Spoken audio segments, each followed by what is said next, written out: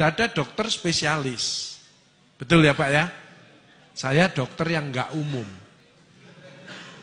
Karena saya 25 tahun itu dampingi orang-orang yang sakaratul maut. Penyakit-penyakit terminal. Makanya kenapa untuk penyakit-penyakit terminal itu kok tidak ada larangan makan. Wong makan aja enggak mau kok dilarang lagi. Panjenengan ya boleh makan, asal yang enggak boleh kalau berlebihan.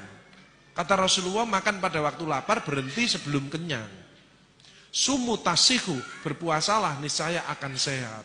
Kalau diimbangi puasa bisa juga menahan hawa nafsu, sebab dari emosi.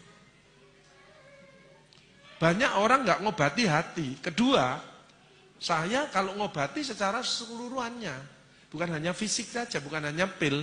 Manusia ini terdiri 5 aspek: badan, psikologis, sosial, kultural, spiritual.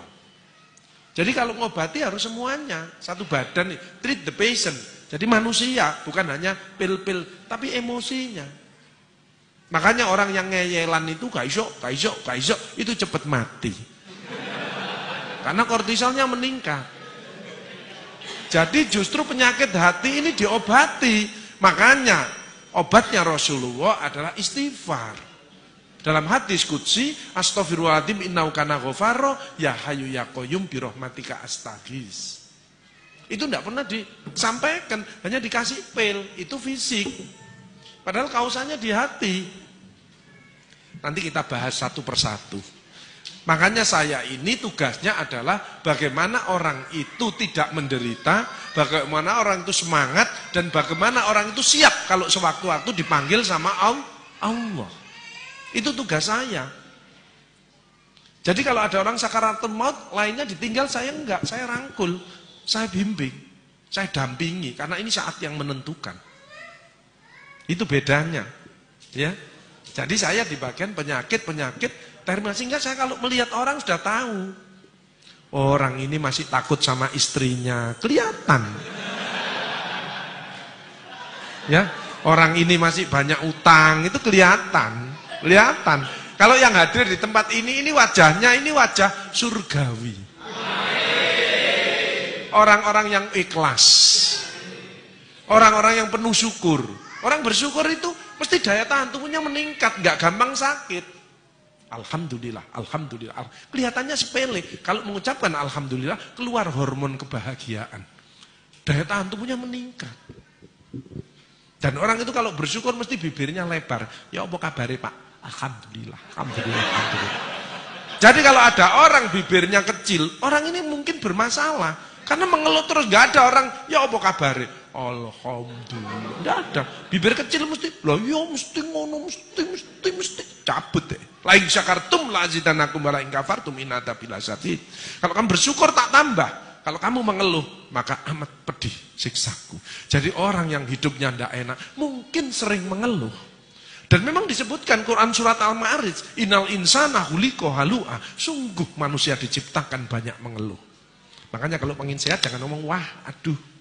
Alhamdulillah. Kalau ada sesuatu nggak enak itu dari diri kita, bukan dari orang lain. In asantum li anfusikum wa in asantum falaha. Barang siapa berbuat baik, kebaikan untuk dirimu sendiri. Kalau berbuat jahat, kejahatan itu untuk dirimu sendiri.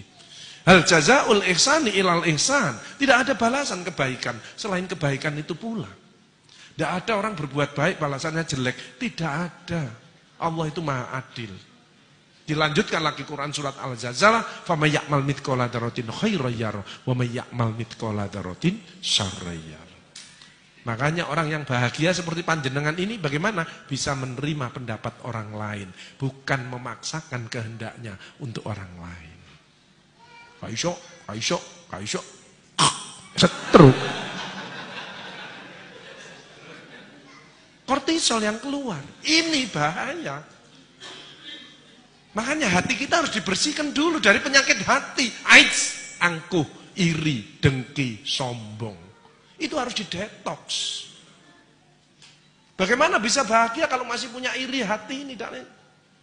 Apa sih artinya takwa? Alladzina yunfikuna fis-sarra'i wad-dharra. Dia peduli. Suka menafkahkan hartanya baik di waktu lapang maupun sempit. Kalau mau sedekah tidak usah nunggu kaya. Kaya itu belum tentu. Tapi dengan sedekah calon menjadi orang kaya. Wal kadzibinal ghaidz. Dia kalau debat selalu ngalah. Karena Allah janji, siapa yang salah dia ngalah. Tak buatkan istana nanti di surga. Tapi dia benar, dia ngalah. Maka istananya akan lebih hebat. Sayangnya banyak orang dolim. Istri ngomeli suami sudah senden di tembok, tapi nyerah ini. Cek diterus noai, karek mumbul, kik, mati. Makanya anak juga gitu, ya bunda, aku yang salah, aku mohon maaf. Ya sudah maafkan, karena itu miliknya Allah. Makanya kita tidak boleh dolim, tidak boleh menyakiti orang. Kalau kita menyakiti orang, badan kita terasa tidak enak. Kenapa? Karena keluar hormon negatif. Coba panjenengan sedekah, senyum dengan orang, keluar hormon positif. Tidak ada penyakit datang. Dotok dulu, AIDS ini. Dengan apa? Istighfar tadi. Istighfar itu menggembirakan Allah, dicintai Allah, tambahi rezekinya, dijauhkan dari neraka. Dan yang penting, kalau istighfar itu, setan putus asa. Sayangnya di Indonesia kan sudah tidak ada setan, karena manusianya sudah disetan kabeh. Ya. Bagaimana bahagia? Panjenengan sehat, insya Allah ya sehat. Sehat itu kadang-kadang dilihat jasmani rohani. Betul nggih? Badan stres. Padahal ada 8. Sehat fisik, panjenengan bisa ke sini. Alhamdulillah. Coba panas badan. Awake panas greges, enggak mungkin ke sini. Apalagi mencret, enggak mungkin wong gini. Ana pengajian nang masjid, rumah sakit Karimah Utama gak iso aku, gak iso. Mencret kok. Kan ringan mencret, wong klepnya ndak bisa nutup. Kan ndak kelihatan. Beda kalau saya di bagian kanker, payudara kelihatan, mata, tangan kelihatan. Ini hanya mencret. Alhamdulillah. Sebutkan supaya keluar hormon kebahagiaan. Kadang-kadang orang ndak punya duit itu kenapa sih? Dia pelit, hitung-hitungan sama Allah. Dan Allah tidak hitung-hitungan dengan kita. Wa in ta'udzu nikmatallahi la tuhsuha. Barang siapa akan menghitung nikmatku tidak akan mampu. Kok bisa Pak Agus? Pasien saya rata-rata pakai oksigen. Wong terminal. Pakai oksigen. Satu oksigen ini bayar 1,5 juta. Kalau isinya habis, isinya tok 300.000. Jadi satu tabung 1.800.000. Ini habis setengah hari. Jadi satu hari 2 tabung, 3.600.000 hanya untuk oksigen. Belum infus, belum obat, belum dokternya dan lain sebagainya. Kita tidak pernah dibayar, tidak pernah bayar. Coba seandainya nanti kita panjenengan undur di rumah, terus besok pagi ada tamu tok. Assalamualaikum, waalaikumsalam warahmatullahi wabarakatuh. Saya utusan dari Allah ingin narik rekening berapa liter oksigen yang panjenengan hirup mulai lahir sampai sekarang. Oksigen tok, tidak usah anak, tidak usah rumah, tidak usah sepeda motor, tidak usah mobil, tidak usah tanah. Oksigen yang panjenengan hirup ditagih sama Allah. Panjenengan jawab. Panjenengan gini paling blek mati ya. Gitu kok kadang-kadang jahat sama istrinya, gitu kok kadang-kadang tidak mau baik dengan putra-putrinya, gitu kok kadang-kadang tidak nyaman sama tetangganya. Yuk kita rubah. Yuk kita istighfar 3 kali yuk. Astagfirullahaladzim, astagfirullahaladzim, astagfirullahaladzim. Ampuni ya Allah, ampuni ya Allah. Makanya Rasulullah itu manusia yang sudah dijamin masuk surga, tidak lepas dari istighfar 100 kali satu hari. Apalagi kita yang penuh dengan dosa. Alhamdulillah ditambah astagfirullah, ditolong sama Allah. Apa yang sulit? Tidak ada yang sulit dalam hidup. Yang sulit adalah dari dirinya sendiri, dari hatinya, dari pikirannya, dari ucapannya, dari perilakunya. Yuk jamaah semua kita keluarkan the power of heart. Hati yang selalu ingat kepada Allah. Hati yang selalu bersyukur kepada Allah. The power of mind. Pikiran selalu positif. Tidak pernah berisi yang negatif-negatif. Kemarin ada orang mau makan sate, pikirannya negatif. Satenya dipegang terus ngomongnya gini, ya apa enggak kolesterolku. Jadi satenya utuh, kolesterolnya naik. Nah pikirannya negatif kok, keluar hormon negatif. Betul? Coba ngomongnya gini, ya Allah, tambahi kesehatanku dengan sate ini dan buang semua penyakit yang ada di tubuhku dengan sate ini. Makanya keluar hormon positif, sate ini kalau dimakan bukan jadi kolesterol, tapi jadi tenaga untuk kita bisa beribadah dan berkarya. Alhamdulillah. Apa harta penting, Pak Agus? Penting.